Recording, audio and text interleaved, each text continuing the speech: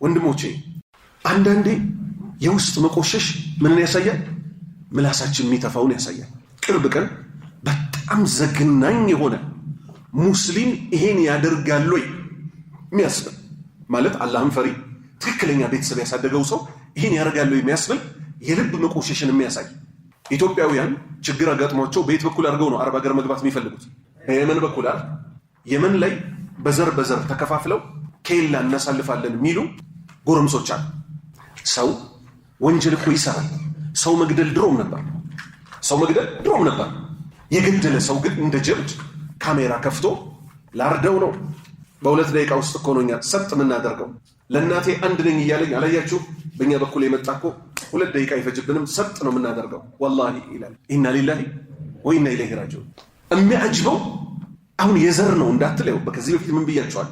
ዘር ውስጥ አንግባ እንጂ መቆሚያ የለውም ብያለሁ አላልኩም? ወንድሞቼ ከገባን እዛው ገብተህ ደግሞ እዛው ትለያያለህ። የተራረዱት ሁለቱም ሙስሊሞች ናቸው፣ ሁለቱም ኦሮሞዎች ናቸው። ከኋላ ጀምሮት እምቢ ሲለው አዙርና ከፊት በለው ይሉታል። ላይቭ እየተቀረጸ አረዱት። ኢና ሊላሂ ወኢና ኢለይሂ ራጂዑን። አርዶ የሚያፍር መሰላችሁ? ቁጭ ብሎ በመላሱ ያወራል መግለጫ እየሰጠ። እኛ ነግረናችኋል። በእኛ በኩል ልታልፉ ከመጣችሁ 2 ደቂቃ ነው ቢፈጅብን። ሸክ ነው የምናደርገው። የውስጥ መቆሸሽን ያሳያል አያሳይም? በምላስ የሚነገረው። ነቢያችን ደግሞ ምን ብለዋል ሰለላሁ ዐለይሂ ወሰለም? የኡመቶቼ ወንጀል ሁሉ ይማራል፣ ወንጀሉ ግልጽ የሚያወጣ ሰው ሲቀራሉ እነዚህ ሰዎችን ይመስል። ለእናቴ አንድ ነኝ እያለ አለ አርድ ነው። በ2 ደቂቃ ጨረስነዋል። አያችሁ፣ እንዲህ ቁጭ ብለን ዲን ካልተማማርን እኛም መጨረሻችን ምንድን ነው የሚሆነው? እንደነዚህ ሰዎች አውሬ መሆን። ያላ ስም ደግሞ ይጠራል። ተመልከቱ። እሱ አሁን ከእናቴ ያልወጣ ይመስላል። ለእናቴ አንድ ነኝ እያለ አረድኩት በ2 ደቂቃ ይላል። አገራችን ወላሂ ወዴት እየሄደች እንደሆነ በጣም ዱዓ የሚደረግበት የሚለቀስበት ጊዜ ላይ ነው ያለነው። በየመስጂዱ የሰው ደም ምን ያህል ክብር እንደሆነ ትልቅ ትምህርት ሊሰጥ ይገባል። ይሄ እንደ ቀልድ መታለፍ የሌለበት ክስተት ነው። ሰው አርደው ላይቭ ገብተው ደቂቃ አይፈጅብንም እኛ ከ2 ደቂቃ እኮ እናሳልፍም የሚሉ ሰዎች ሙስሊም ነን ባዮች። ኹጥባ ቢቻል በየመስጂዱ መደረግ ያለበት ወላ በኦሮሚያ ወላ በአማራ። ትግሬዎች፣ አማራዎች፣ ኦሮሞዎች 3ቱ ናቸው የመንኬላ ላይ ያሉት። ዳዕዋ ይደርሳቸውም እንዳይባል ቲክቶክ ላይ ገብተው ነው የሚውሉት። ስለዚህ ዳዕዋ በደንብ ሊደረግላቸውና ሰው ይሆኑ ዘንድ ግድ ይላቸዋል። ኢና ሊላሂ ወኢና ኢለይሂ ራጂዑን።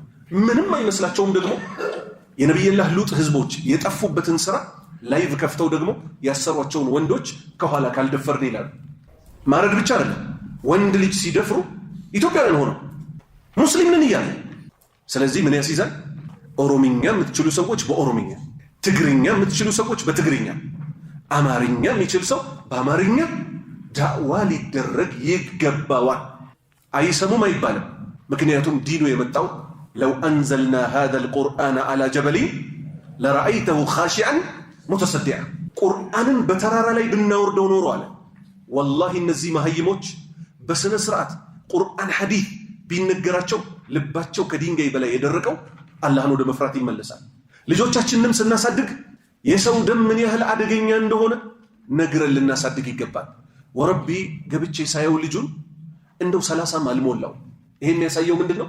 የቤተሰብ አስተዳደግ እጅ አለበት። የዚህ ዘመን ልጅ ነው።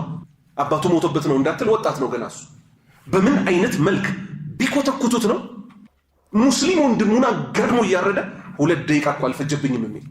አላህ ይታረቀን።